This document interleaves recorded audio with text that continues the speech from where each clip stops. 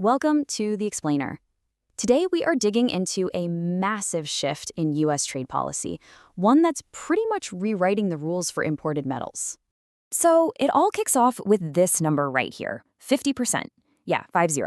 A brand new presidential proclamation has just dropped, and it's setting the stage for a pretty dramatic change in how the U.S. handles tariffs on metals coming into the country. So what is this 50%? Well, it's the new top tariff on the full value of imported aluminum products. Kicking in on April 6, 2026, this is the new ceiling. And let me be clear, this is not just some small adjustment. We're talking about a fundamental change in how these duties are even calculated, and it's going to affect a massive range of products. All right, so let's get into our first section here, a sudden tariff shift. We're going to break down exactly what changed and, more importantly, why this is such a big deal for literally anyone importing goods into the U.S. Okay, so this quote from GHY International really hits the nail on the head.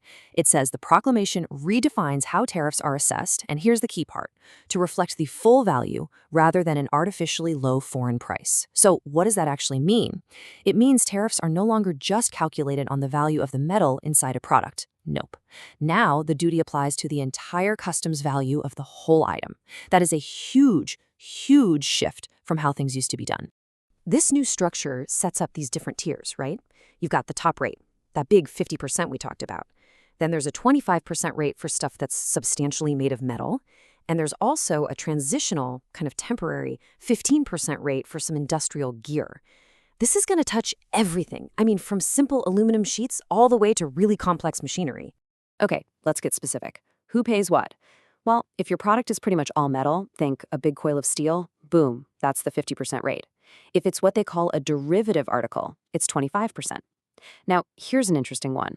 There's a special 10% rate designed to encourage folks to use American-made metal, even if they're manufacturing overseas.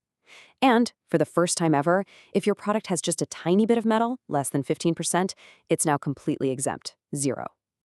Okay, so to really get why these new tariffs are such a big deal, we need to take a quick step back.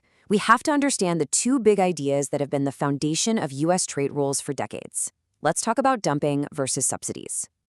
It really boils down to two core principles, and it's a pretty clear distinction. You have anti-dumping, or AD, which is all about fighting unfairly low prices. And then you have countervailing, or CVD, which is about countering unfair government support. So is a company selling stuff too cheap? That's dumping. Or is a government helping them out unfairly? That's a subsidy. The U.S. basically has a different playbook for each situation. So let's look at anti-dumping duty, or AD. Think of it like a penalty for dumping.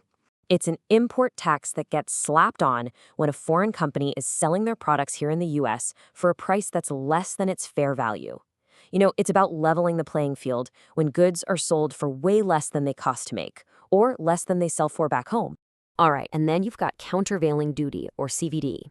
This is different. This is a direct response to a government giving its own industries a financial leg up, a subsidy. So this duty is specifically designed to cancel out or offset that unfair advantage they're getting from their government. Okay, so that's the theory. But how does this stuff actually play out in the real world? Let's look at a case study involving Turkey to see how these countervailing duties work in practice and the real money that's on the line. So what you're looking at here is a real deal notice from the U.S. Department of Commerce. On April 9, 2026, they announced the final results of an investigation they did into aluminum sheet coming from Turkey. Basically, they spent a whole year figuring out if Turkish producers were getting unfair government subsidies. And here are the results. This is what it all boils down to. You can see they assign specific rates to specific companies. Asan Aluminum, for instance, got hit with a 4.28% subsidy rate. But look at Technic Aluminum. The rate was so low, just 0.33%, that it's considered de minimis, which is just a fancy way of saying it's too small to matter. And then everyone else who wasn't individually investigated, they get that same 4.28% rate.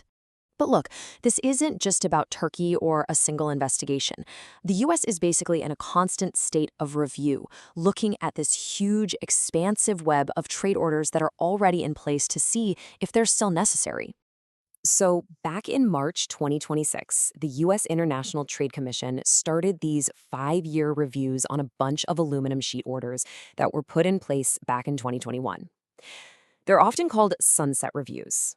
Every 5 years, the government has to ask, if we get rid of these duties, is it likely that our own domestic industry is going to get hurt again? If the answer to that question is yes, well, the duties stick around.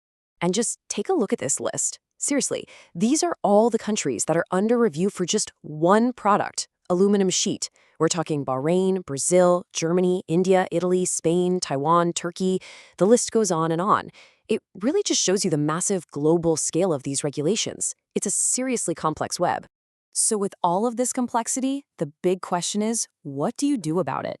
The crucial thing is figuring out how to navigate this whole system, whether you're a company that's part of a formal review or you're just trying to deal with the new rules day to day. Okay, so if your company is one of the ones that gets pulled into one of these USITC reviews, there's a very specific, very structured process you have to follow. First, you have to file an official entry of appearance. Then, you've got to submit a detailed response with all sorts of info, production numbers, capacity, sales data, the whole shebang. And finally, you have to make your case for what would happen to your business if the order went away. But let's be real, for most businesses out there, the immediate headache is just complying with these new Section 232 rules. So what should you be doing right now? First, you've got to review all your product classifications and see where they fall in these new annexes. Second, you really need to check if any of your products could qualify for that lower 10% rate by using U.S. origin metal, and get your paperwork ready. You also have to update all your shipment filings with the new tariff codes, and of course, keep an eye out for new guidance from Customs and Border Protection. It's a lot of administrative work for sure. You know, all of these sweeping changes really point to a new reality. Global trade policy isn't this slow, static thing anymore. It's dynamic, it's impactful, and it's constantly in flux. Which leaves us with a final question to chew on. In a world where the rules of the game can change this dramatically, this quickly, how is your business preparing to stay ahead of the curve?